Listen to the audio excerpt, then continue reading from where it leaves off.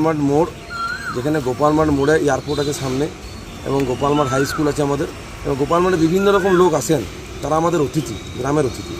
তো তারা এসে পদে কোনো আমাদের যারা মাতৃশক্তি আছে এবং যারা আমাদের দাদা ভাই আছে, তারা এসে পদে আমাদের সবসময় যাদের যদি বাথরুম পাই, তো সেই বাথরুমগুলোই তৃণমূল পরিচালিত যে বোর্ড ছিল দুর্গাপুর কর্পোরেশনে, যে 5 জন চোর কমিটি ছিল, তো তারা তাদের নির্দেশে এবং এলাকার যারা তৃণমূল নেতৃত্ব ছিল তাদের নির্দেশে সেই বাথরুমগুলি বন্ধ ছিল। তো গোপালমাঠ মোড়ের বাথরুমটি আমরা খুললাম এবং আমরা নিজেরা থেকে আমাদের যারা ভাই দাদা বন্ধু আছে সাফাই কর্মী, তাদেরকে সঙ্গে নিয়ে আমরা পরিষ্কার করলাম। ঠিক একইভাবে গোপালমাঠ আমাদের বাজারের মধ্যে অনেকে বাজার করতে আসেন। পার্শ্ববর্তী এলাকা আমাদের কাদা রোড, মেন গেট, এদিকে শ্রীরামপুর, অন্ডাল গ্রাম, আপনার তামলা, দুবজুড়িয়া, এই এলাকা সহ বহু মানুষ গোপালমাঠে বাজার করতে আসেন। এবং গোপালমাঠ এলাকার মধ্যে বিস্তীর্ণ এলাকার মধ্যে যারা বাজার করতে আসেন, তারপরেও তারা যদি বাথরুম বা শৌচালয় পায়, তখন তারা অসুবিধার মধ্যে পড়েন এবং দোকানদাররা অসুবিধার মধ্যে পড়েছে। দোকানদাররা এই গ্রামেরই সন্তান, গ্রামেরই ছেলে।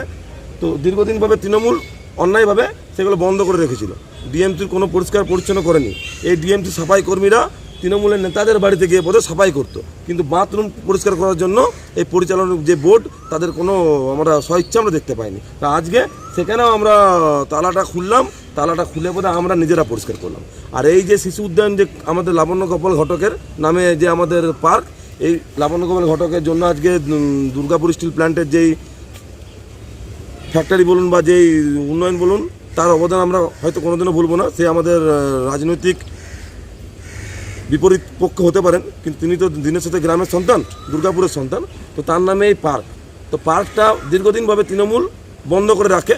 আমাদের বাচ্চা ছেলেরা যাদের বাড়িতে বিজেপি করে, যাদের বাড়ির লোক অন্য রাজনৈতিক দল করেন, সিপিএম করেন, কংগ্রেস করেন, তাদের ছেলে মেয়েদেরকে এখানে ঢুকতে দিত না বা তাদেরকে এখানে টন্টিং করতো। এখানকার যারা এই পার্কটা তৃণমূলের যে নেতৃত্ব রয়েছে, চেয়ার নিয়ে বসে পদে থাকতো।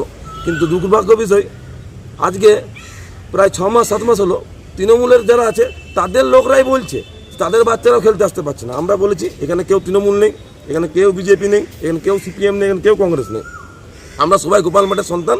আর যেই সকল আমাদের টিনেজারের নিচে যারা বাচ্চারা আছে, এই পার্কে আসবে, খেলবে, এখানে খেলাধুলো করবে, তাদের শৈশবকাল কাটাবে, বড় হবে, আমরা এটাই জন্য আজকে পার্কটা পরিষ্কার করলাম। এলাকার মানুষদেরকে নিয়ে পড়ে, গ্রামের মানুষদেরকে নিয়ে পড়ে পার্কটা পরিষ্কার করব এবং এই এলাকাতে বাচ্চাদের যাতে সুস্থভাবে খেলতে পাই, আরও বাচ্চাদের যদি যেগুলো সুইমিং থেকে শুরু করে আরও যে সব কিছু হবে, আমরা আমাদের দুর্গাপুর কর্পোরেশনে যখন ভোট হবার পরে আমরা সেই প্রস্তাব রাখবো, যাতে আমাদের এখানে ক্রিকেট একাডেমি হয়, এখানে ফুটবল একাডেমি হয়, যাতে আমরা আমাদের মানবিক বিধায়ক লক্ষণচন্দ্র ঘুড়েকে বলবো যাতে আমাদের এলাকার উন্নয়ন হয়, গ্রামের উন্নয়ন হয়।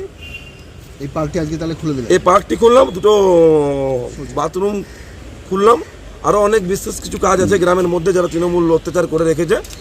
আগামীতে যাব আমাদের হেলথ সেন্টারে অনেক ডিস্টার্ব আছে, তৃণমূল পরিচালিত বোর্ড সেখানে অনেক নোংরামি করেছে, সেখানেও আমরা সমস্যার সমাধান করব এই সপ্তাহের ভিতরে। আমাদের সরকার, রাজ্যের মুখ্যমন্ত্রী বলে দিয়েছেন মানুষের পাশে থাকতে হবে, সবকা সাথ সবকা বিকাশ। আর যারা চুরি চারটা করেছে আপনারা দেখতে পাচ্ছেন, তাদেরও হিসাব হবে, অপেক্ষা করেছে, রক্ষণাবেক্ষণও করতে হবে। আর ডিএমসিকে আমরা চিঠি করব। এখন তো ডিএমসির চেয়ারম্যান আমাদের যিনি প্রশাসক আছেন আমাদের ডিএম স্যার, তো ডিএম স্যারকে আমরা চিঠি করবো যাতে পার্কটা যে রক্ষণাবেক্ষণ করার জন্য যেটুকু দরকার আছে